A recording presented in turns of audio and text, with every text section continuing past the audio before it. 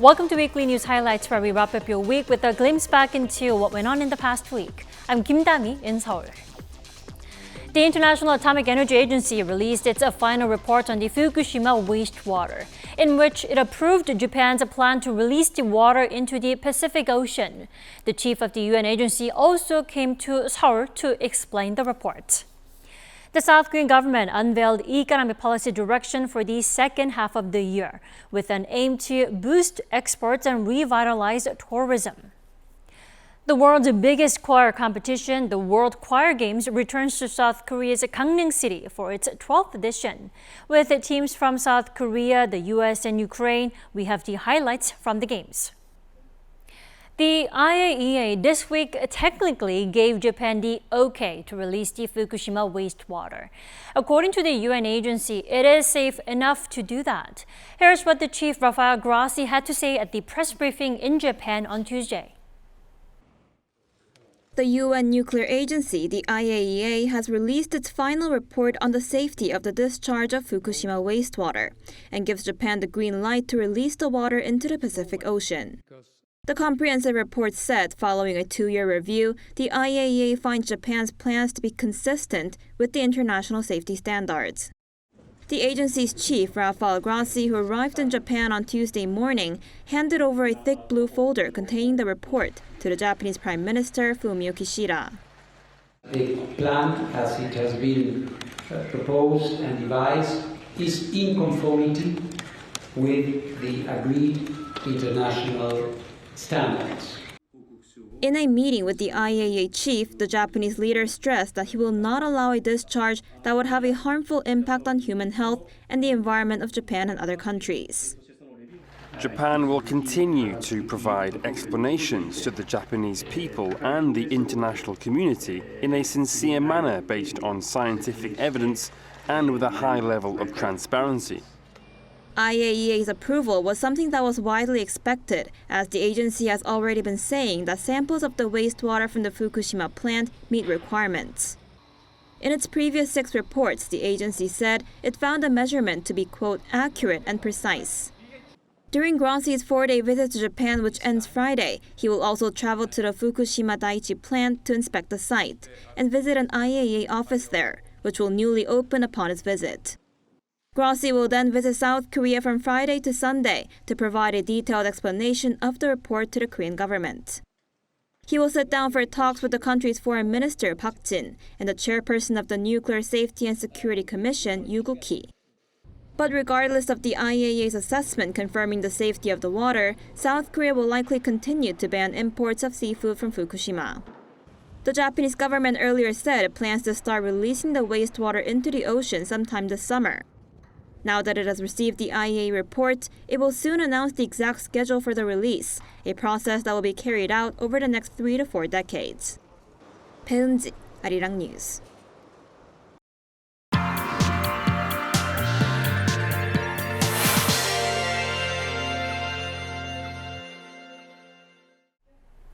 Let's talk more about Japan's plan to release the Fukushima wastewater into the Pacific Ocean.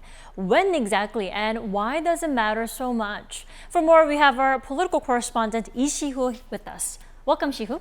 Hi, Dami. So, Si-hoo, first off, do provide us some background on what the wastewater is exactly that Japan is planning to release. Right, Tommy. So ever since a massive tsunami destroyed the plant back in 2011, Japan has been pumping water into the facility to cool the plant's nuclear reactor's fuel rods. The used or contaminated water has been and is currently stored in massive tanks. Now, Japan's plan is to purify the water using a filtering system called the Advanced Liquid Processing System, or ALPS, before diluting it with seawater. So, as our Baeunji reported earlier, the IAEA has given the okay to let go of that wastewater into the ocean, right?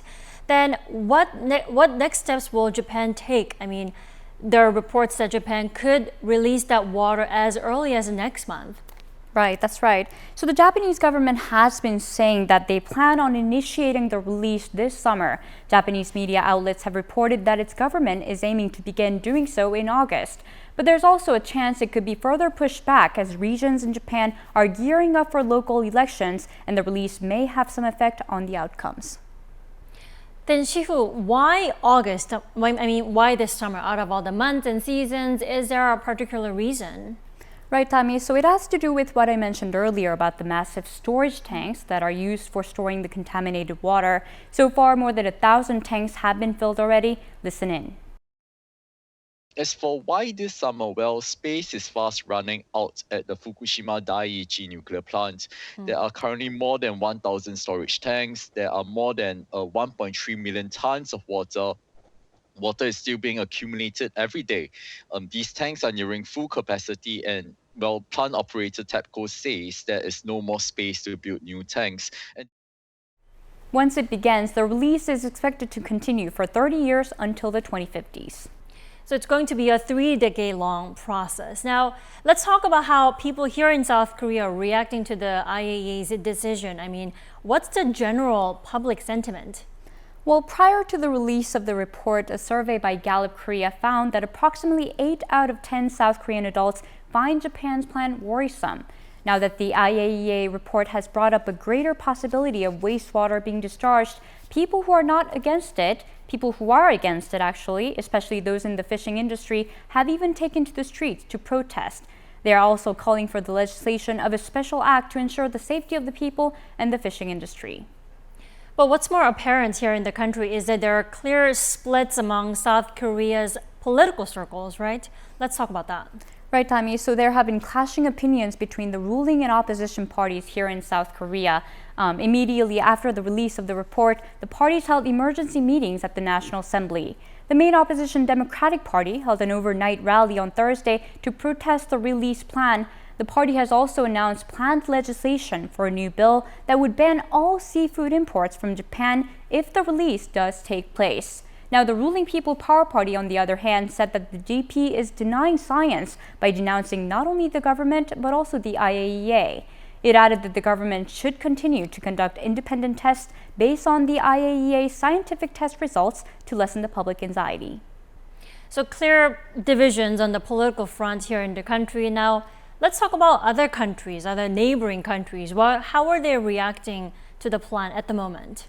Well, for one, China has expressed deep regret. Its foreign ministry called the IAEA's report limited and incomplete. China has also accused Japan of violating international moral and legal obligations and warned that if Japan moves forward with the plan, it must, quote, bear all consequences. Prior to the release of the IAEA report, leaders in the Pacific region, such as the foreign minister of Fiji and politicians from the Northern Mariana Islands, have also denounced a plan for release. To add on to what you just said, there's also Hong Kong, Taiwan, and Macau, other countries in the Pacific Ocean who are opposed to the plan at the moment, who are clearly mindful of that decision. Then tell us how Japan is planning to persuade those countries. Well, Japan is saying that China is voicing opinions that are different from the truth and said that China should discuss the matter based on scientific evidence. Further, Japan says it will deal with fake news online by creating and sharing videos about wastewater in many languages. But as for whether Japan could actually convince China, it remains unclear. Let's take a listen. I actually do not think that Japan will fully convince China of its plan until the results of the discharge are in and the results can speak for themselves. Right, Japan is pouring extra efforts to make the South Korean public feel safe and relieved about the plan because we are geographically the closest to Japan, right? Yes, that's right. And Japanese Prime Minister Fumio Kishida himself reportedly explained all the process to President Yoon Suk-yeol next week, right? Mm-hmm. Yes, Dami, it's expected that there will be a summit between President Yoon and Prime Minister Kishida and other leaders on the sidelines of the NATO summit in Lithuania next week. Kishida is also planning to speak with EU leaders in Belgium regarding the issue. Now, Japan's Foreign Minister Yoshimasa Hayashi is also going to try to speak with our Foreign Minister Park Jin and the Chinese Foreign Minister Qin Gang at the ASEAN foreign ministerial meetings next week. Right, if Japan does carry out the plan next month, there's about a month left. Right, so Japan has a lot to handle on the international stage coming up. Now, let's see how Japan actually does manage to persuade those who are concerned to put a perfect closure to all the disputes and start the new process. Right. All right, thank you so much for your report today, Shifu. Thank you, Dami. Now, following the IAEA's seventh and the very last report on the wastewater, the South Korean government released its own assessment of the issue. Here are the details of Seoul's independent examination. The South Korean government on Friday delivered its verdict on the controversial issue of Japan's treated water from the Fukushima nuclear plant. It's saying the water is safe to be released, provided, of course, that TEPCO, the firm in charge of the plant's decommissioning, follows through with its water treatment processes. The report indicates that the concentration of tritium that would potentially be released meets international safety and environmental benchmarks. This comes after a 2-year investigation by a team from South Korea's Nuclear Safety and Security Commission and the Korea Institute of Nuclear Safety. And the expert inspection team, who were sent to Japan to witness the Fukushima water treatment plants back in May, contributed to this report. The findings are in line with the conclusions from the International Atomic Energy Agency, which earlier this week gave a thumbs up to the treated water release, saying it would impose a negligible radiological impact on both the people and the environment. Rafael Grossi, the Director General at the IAEA, is expected to touch down in South Korea this evening after his Japan visit. His 3-day stay here will include discussions with the Foreign Minister Park Jin about the IAEA report and the road ahead. Now, there's been some skepticism surrounding the transparency of these investigations, and the public is against it as well. Just last month, a survey revealed that a staggering 85% of South Koreans oppose the water release. So the question is, how much will the public be able to trust this report from the South Korean government? And will it ease their concerns? Kim Tae-han, Arirang News. And on top of that, the IAEA and South Korea will jointly conduct additional analysis of the wastewater samples. The UN agency and the Almera Research Center from the Korea Institute of Nuclear Safety will conduct a second and third analysis of the contaminated water samples. The results will be announced in the second half of this year.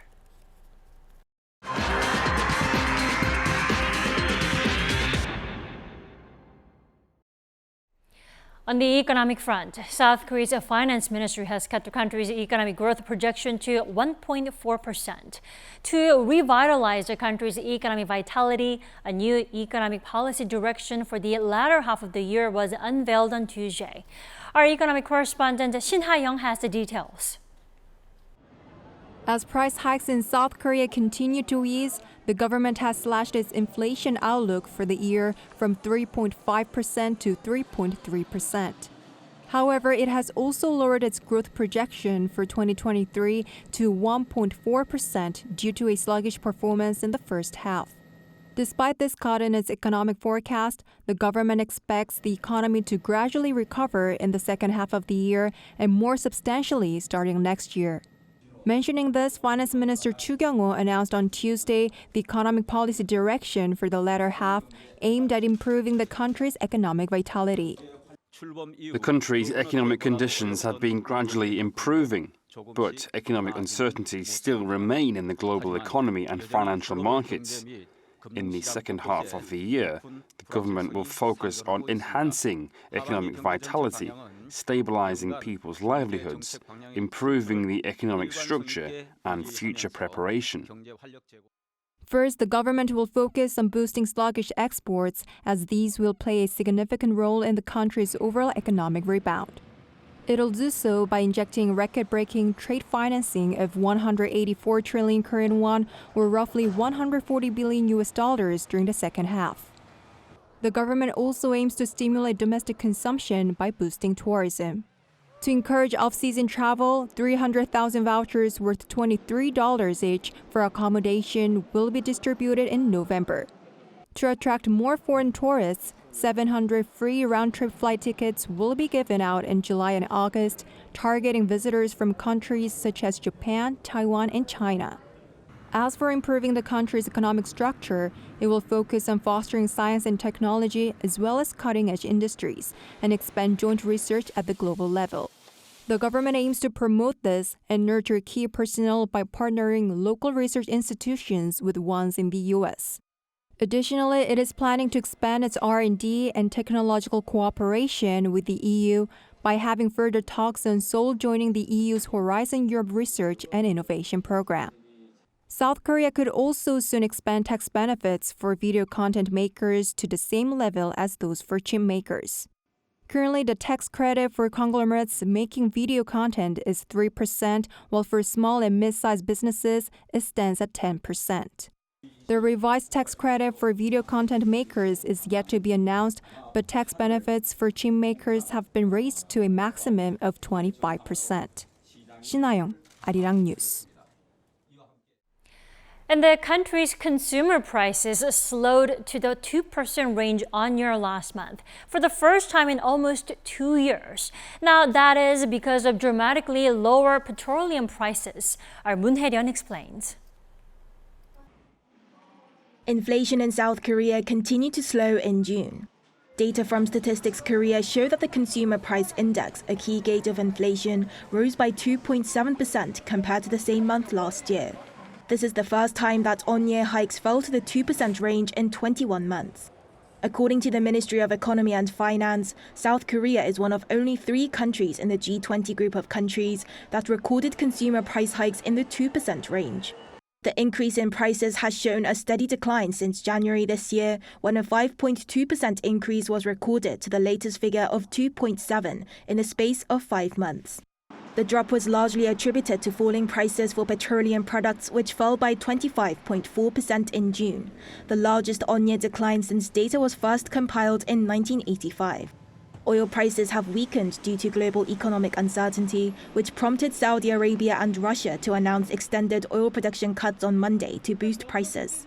While the prices of agricultural, fishery and livestock products rose 0.2% on year, the large drop in petroleum product prices tipped the scale. Excluding these volatile categories, core inflation was measured to have risen by 4.1%, marking the lowest on-year rise since May last year. Meanwhile, energy prices rose significantly. Electricity, gas, and water prices were up by nearly 26%. This is the third consecutive month that energy prices have seen hikes in the 20% range. The price of dining out also rose by over 6%. Consumer prices are expected to continue to be affected by higher energy prices over the coming months amid increased summer demand. International prices of raw materials and exchange rates could contribute to a rise or drop in prices, depending on the economic situation at home, but rising public utility bills are likely to factor in a rise. By region, the capital experienced the highest price increase on year at 3.4%. Moon Hae-ryun, Arirang News. Over in South Korea's Gangneung City, the Olympics of Choral Singing 2023 World Choir Games is taking place. Now, it's not just ordinary choirs that you may be familiar with. There's one with a hint of hip-hop and also one from Ukraine singing melodies of hope and resilience. Our Song Yujin takes us there. The Choir Olympics have come to South Korea's east coast city of Gangneung. Around 8,000 participants from 324 choirs representing over 30 countries are taking part in this year's World Choir Games. While it's a contest, the atmosphere feels more like a festival. Here, there are choirs, each with their own unique charms. Among them is the Calling Choir from Korea, who rose to stardom last year after earning a 4th place finish at a Korean broadcaster's choir audition show. When most people think of choirs, they tend to imagine serene and classical music. We wanted to break this stereotype and prove that a choir can perform in any genre. We developed our own style, fusing hip-hop and pop with popping, locking, and walking. And it's not just about competing. The World Choir Games are also about sharing the joys of singing. So throughout the event, choirs from all around the world are holding free concerts across the city, like here at Gyeongpo Beach.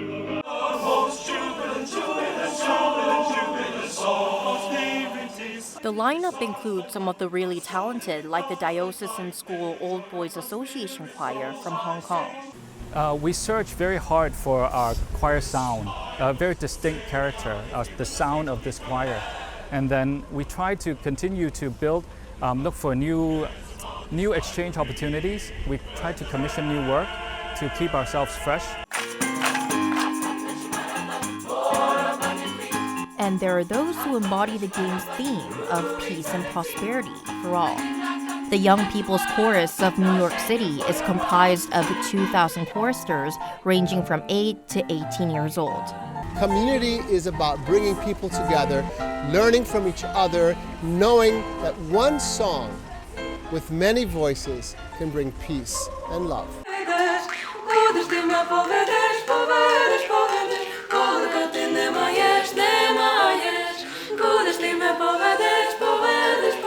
There is also the Wagner Choir from Ukraine. Due to the ongoing war, the 38-member choir had to take a 16-hour bus ride to Poland to catch a flight to Korea. Yes, our message that we want the world to know that our country is in pain right now, but there is always a hope about peace. Singing has become a part of our lives. It gives us hope and faith that things will get better. The World Choir Games reminds us that music is a universal language that unites the world, transcending borders and cultures. 송유진, 아리랑 뉴스, 강릉.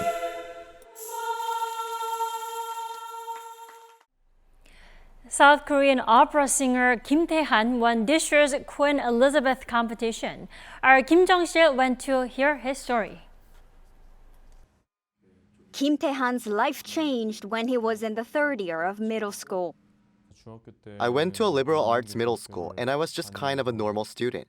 But in the third year, I told my mom that I wanted to sing, so she recommended that I studied vocal music. So my journey began there.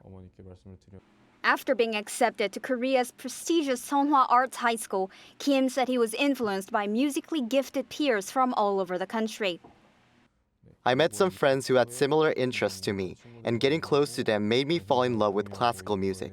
So after meeting them, I began to really enjoy vocal music and study hard. After high school, Kim was accepted to Seoul National University, majoring in music. There, he met other people who sang opera. When I was singing opera with the seniors at SNU, I was singing with them in a chorus and participated in the program as one of the actors. It was during this time that I decided to become an opera singer. Last month, Kim won this year's Queen Elizabeth voice competition held in Belgium. It's considered to be one of the top 3 classical music contests, along with Polish Chopin piano competition, as well as Russia's International Tchaikovsky competition. Kim claimed the top prize and is the first Asian male singer to do so. We asked him about his encounter with the legendary soprano Cho Soo-mi, who was one of the judges. When they announced the name of the winner, she hugged me and said congratulations. And after the event, she told me it's just the beginning. He added that just her being there gave many of the South Korean contenders a lot of hope and courage. In fact, 8 out of 9 male semi-finalists of this year's voice competition were all from South Korea. Even though he won, Kim says he's staying humble. I don't think I won because I absolutely sang the best. I think I was really lucky, and my programs were very strategic in terms of how they could show my strengths. That's why I have to stay humble and keep working hard. Kim said he's going to continue working hard so that one day he can be one of the main attractions in a world-class opera. Kim Jong-sil, Arirang News. The Bucheon International Fantastic Film Festival, one of Asia's largest genre film festivals, is in full swing. One of its main events is the program that highlights the career of an actor that represents Korean cinema. The star of this year's festival is actor Choi Min-sik, and our Lee Soo-jin sat down with him. Choi Min-sik boasts a career that spans more than 3 decades. He has received worldwide acclaim for his roles in Old Boy and I Saw the Devil. He feels more three-dimensional than anyone else. Even when he's on a 2-dimensional screen, he has $1 million face. That's how one of South Korea's most renowned directors, Park Chan-wook, describes actor Choi Min-sik, who he directed in the cult classic Old Boy. And this year, the Bucheon International Fantastic Film Festival has selected Choi to be the subject of its special exhibition. One of the flagship programs of the film festival is this exhibition. It highlights the career of an actor that represents Korean cinema. The exhibition is titled I Saw Choi Min-sik, a nod to one of his most notable works, I Saw the Devil. We sat down with Choi to ask him what this honor means to him. 이거는 정말 저 개인적으로도 너무 큰 영광이고 너무 감사한 일이라고 생각을 합니다. 그리고 반면에 어떤 제가 출연했던 모든 작품들, 그 중에 이제 10편을 생정해서 단편, 2편까지 생정해서 이렇게 다시 한번 관객 여러분들과 만나는 자리를 갖게 된다고 생각하니까 뭐라 그럴까? 제가 발가벗겨진 느낌이랄까요? 아니면 일기장을 꺼내서 보여드리는 것 같은 그런 느낌? While the exhibition provided him with an opportunity to reflect on his career, he said that it's still difficult for him to choose his favorites. 여러분들은 올드보이를 뽑으실 수도 있고 흥행의 성공 여부를 떠나서 어느 어떤 작품이든지 간에 제가 출연한 작품들은 다 심사숙고 끝에 결정을 내린 것이고 그리고 다 애정합니다. As one of the slogans chosen for this year's festival was Cinema Plus to highlight the rapidly changing Korean film industry, we asked him what he thought was the reason behind its growing popularity abroad. 제 느낌상으로는 다양성이라고 생각해요. 창작 욕구가. 그동안 우리 밑에 있었던 예술가들이 그냥 막 그 창작 욕구가 분출을 한 거죠. 그런 점들이 아마 외국 관객분들이나 외국 영화인들이 높게 평가하는 것이 아닐까 그렇게 생각해요. And now that the Korean film industry has begun to move past the pandemic, he's optimistic about its future. 기지개를 다시 한번 풀 때가 된 것 같아요. 그렇기 때문에 저 개인에 대한 어떤 그런 것보다도 한국 콘텐츠에 대해서 드라마나 영화나 모든 그런 콘텐츠에 대해서 더 많은 관심을 가져주셨으면 하는. Both the exhibition and the film festival will be held until July 9th, providing a chance for people to explore both the person and the films that represent Korean cinema. 이수진, 아리랑 뉴스.